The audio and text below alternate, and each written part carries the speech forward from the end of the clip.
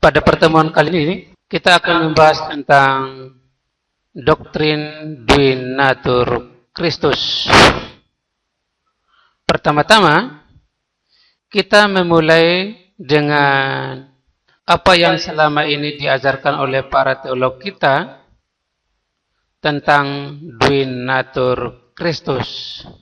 Selama ini mereka menjelaskan bahwa Duinatur Kristus itu Allah sejati dan manusia sejati.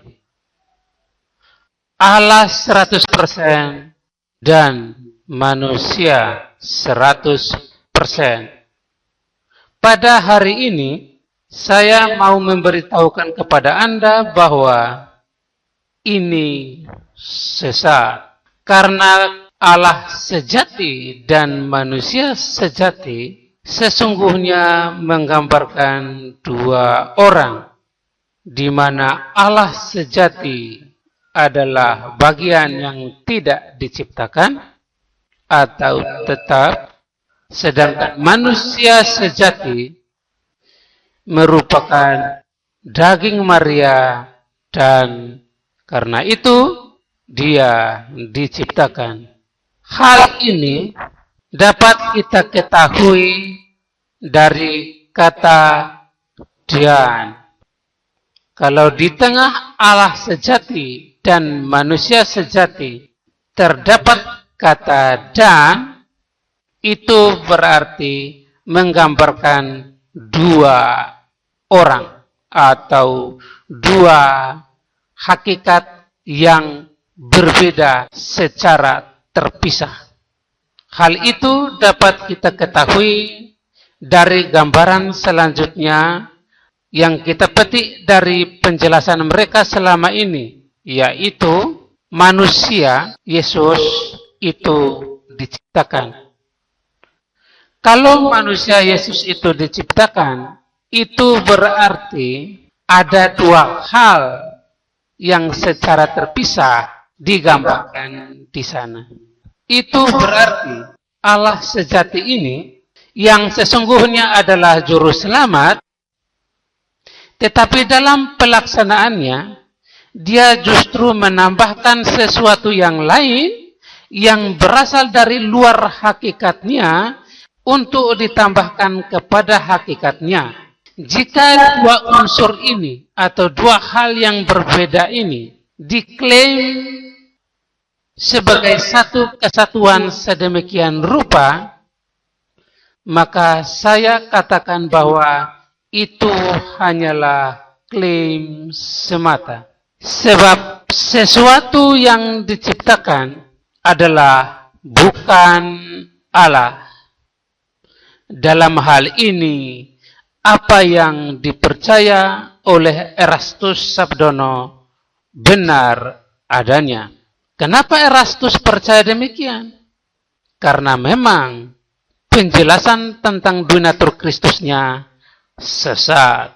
Oleh karena Erastus memulai analisisnya dari dasar yang salah, yaitu Allah sejati dan manusia sejati, Allah 100% dan manusia 100%, maka hasil keseluruhan analisisnya menjadi liar dan sesat.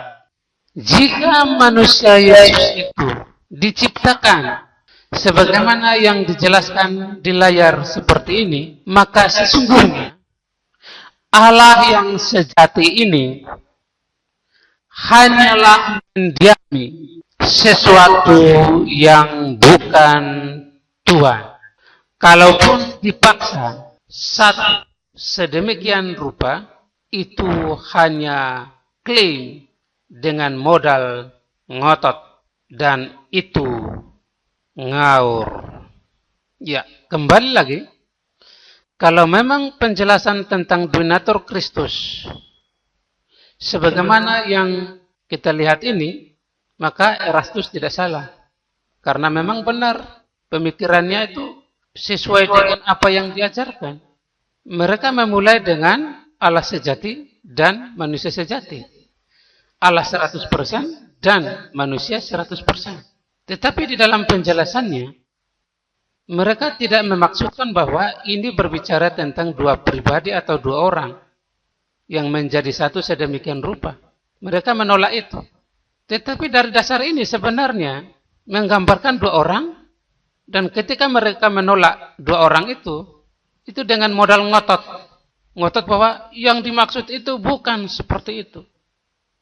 Yang dimaksud adalah seperti ini.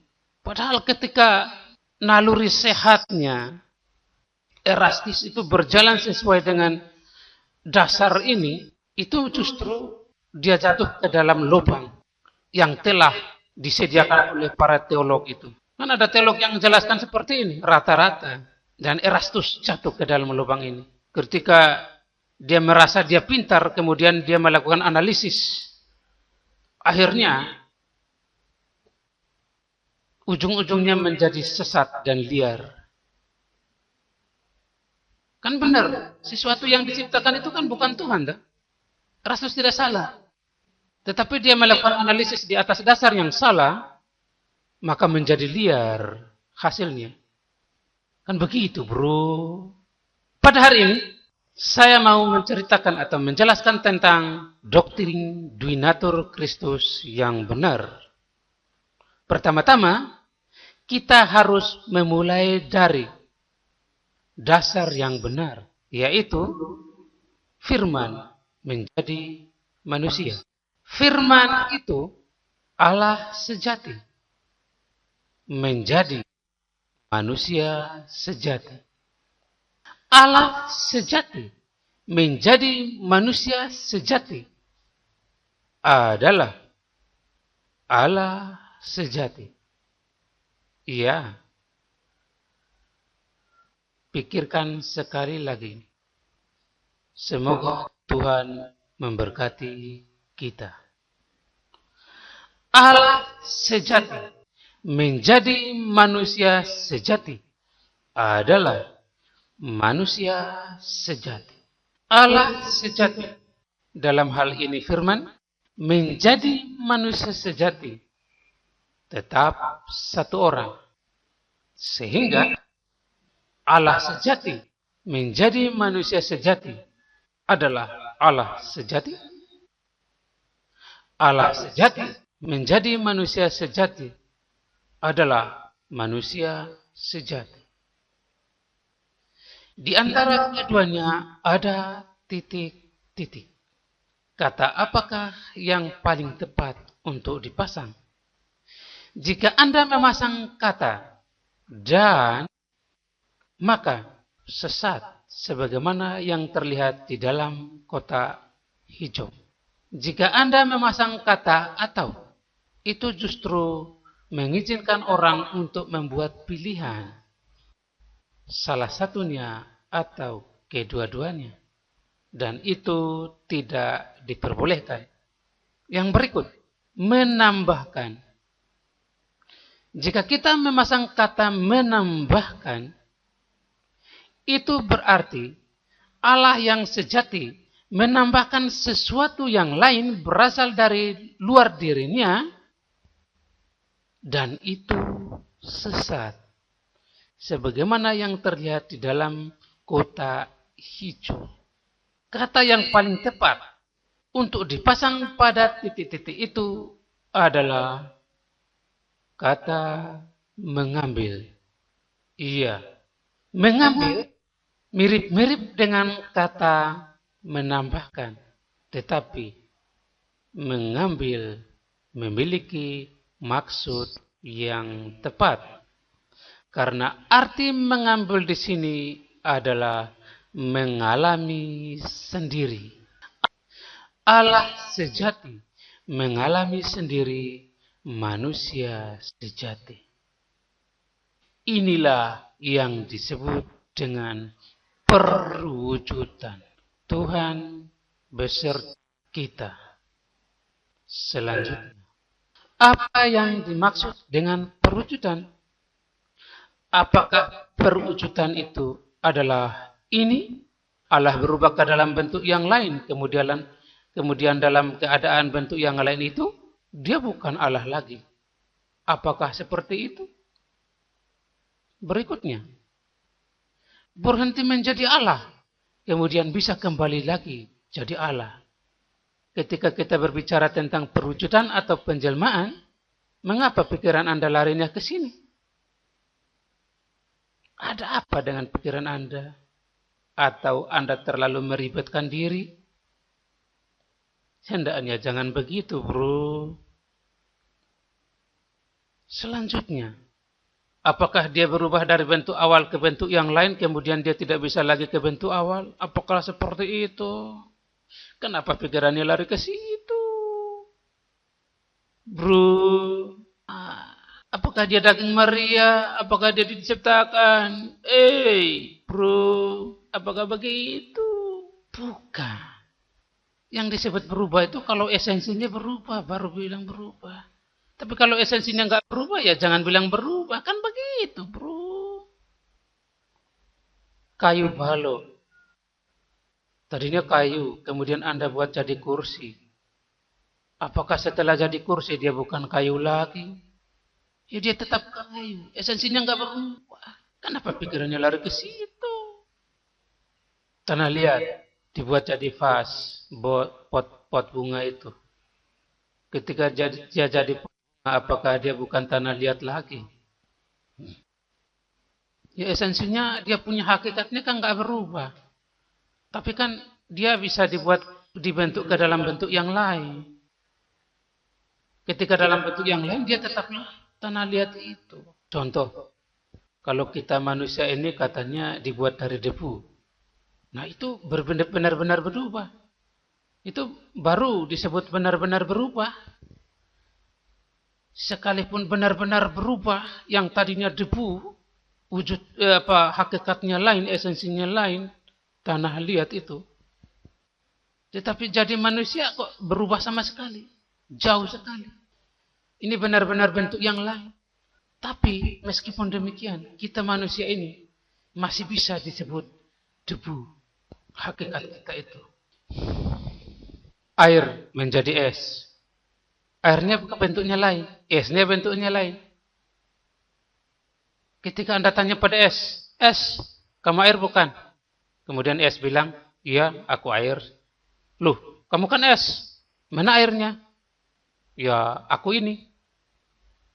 Nah, gimana tuh? Ya, jadi yang ini yang disebut perwujudan atau penjelmaan adalah bukan yang sebagaimana yang terlihat ini ya. Lalu yang disebut penjelmaan atau perwujudan itu yang kayak gimana? Yang kayak gini ya, bro. Ya ini. Jadi Allah itu tetap dalam segala sifatnya. Ya tidak berubah. Dari roh kembali ke roh. Dia kan dari roh, dia kan roh. Tapi dia memiliki sifat mewujudkan diri. Dia memiliki sifat memperlihatkan diri. Cuma memperlihatkan diri kali ini dalam bentuk manusia. Setelah dia memperlihatkan diri dalam bentuk manusia, dia tetap menjadi manusia sebab dia telah ditetapkan. Sejak kapan? Ya sejak semula. Makanya pada akhirnya dia menjadi anak Allah. Anak Allah itu kan karena memang dia udah menjadi manusia. Kalau dia gak jadi menjadi anak manusia, ya dia tetaplah Allah di dalam Bapa. Tapi karena dia sudah punya daging, dagingnya itu tidak bisa masuk lagi ke dalam Bapa, akhirnya dia menjadi Allah terpisah. Makanya dia menjadi anak Allah. Artinya ketetapan itu memang sejak semula. Jadi kalau dia roh, kemudian memperlihatkan diri dalam wujud manusia, itu bukan sesuatu yang mengherankan. Kenapa pikirannya pergi jauh sampai dengan Allah harus berubah, hakikatnya harus berubah. Kalaupun dia memperlihatkan diri dalam wujud manusia, ya dia tetaplah Allah itu kan. Kenapa harus bilang berubah? Yang penampakannya yang berubah, bukan Allahnya berubah jadi berhenti jadi Allah atau gimana. Kok pikirannya begitu banget?